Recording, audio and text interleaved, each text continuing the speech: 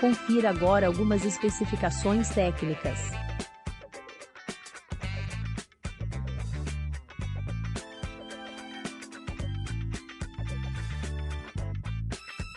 Confira agora algumas características do produto. Contém sistema de proteção individual para cada porta e conectores RJ45 blindados.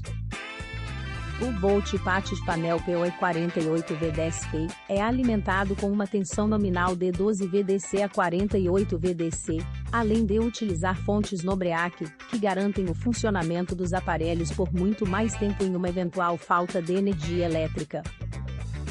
Para saber mais, inscreva-se em nosso canal e deixe seu like.